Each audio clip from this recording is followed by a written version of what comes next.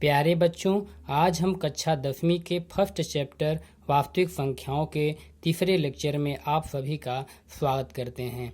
हम लोगों ने पहले और दूसरे लेक्चर में प्राकृतिक संख्याओं, पूर्ण संख्याओं तथा पूर्णांक संख्याओं के बारे में अच्छे से पढ़ा और समझा है। इस लेक्चर में हम आपको परिमेय संख्याओं और अपरिमेय संख्याओं के बारे में बताएंगे। मुझे विश्वास है कि यह लेक्चर भी आपको बहुत अच्छे से समझ आने वाला है।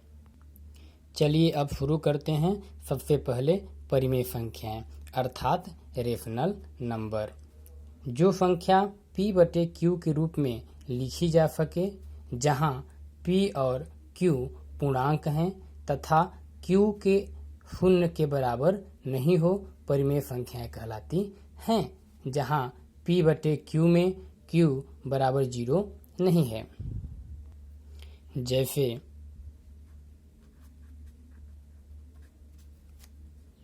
1/2 p/q के रूप में लिखी हुई है, जहां p के जगह पर 1 है और q के जगह पर 2 है।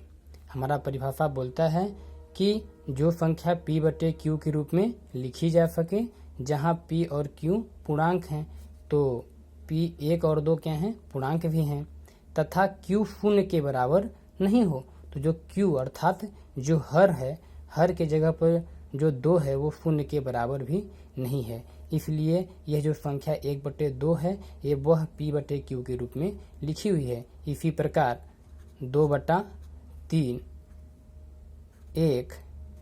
एक भी p/q के रूप में लिखा जा सकता है, क्योंकि इसके बटे में हम लोग 1 लिख सकते हैं।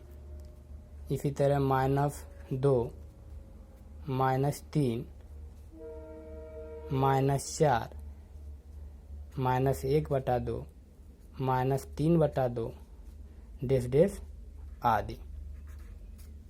इन सभी को हम जो -2, -3, -4 है, इसके बटे में हम लोग 1 लिख सकते हैं, तब यह p/q के रूप में हो जाएगी। और 0 को भी हम लोग एक परिमेय संख्या कहेंगे, क्योंकि इसको भी बटे 1 में लिख सकते हैं, तो यह भी p/q के रूप में बन जाएगी। लेकिन इस 0/1 को हम लोग 1/0 नहीं लिख सकते।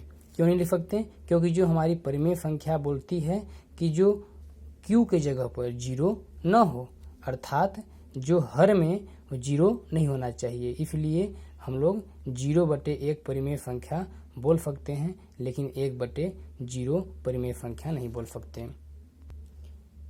अब आगे हम लोग अपरिमेय संख्याओं के बारे में पढ़ेंगे। अब अपरिमेय संख्याएं अर्थात इरेशनल नंबर।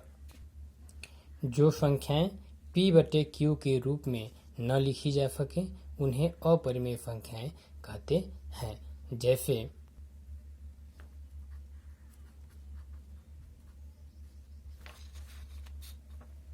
2√2, 3, √5 डेफ और पाई भी एक अपरिमेय संख्या होती है।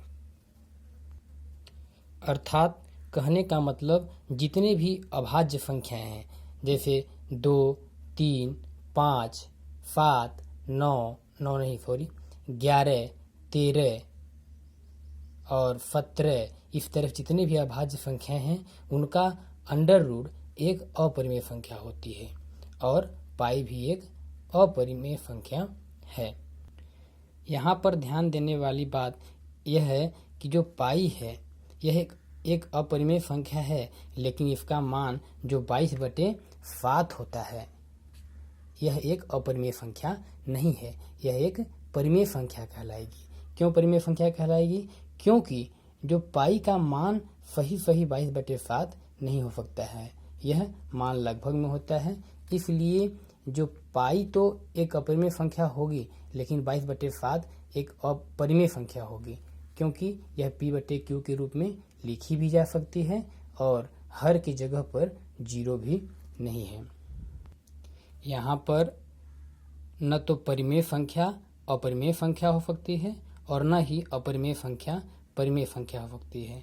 कहने का मतलब परिमेय संख्या और अपरिमेय संख्याएं एक दूसरे के विपरीत होती हैं। अगर यह वीडियो मेरा आपको पसंद आया हो तो लाइक करें। धन्यवाद।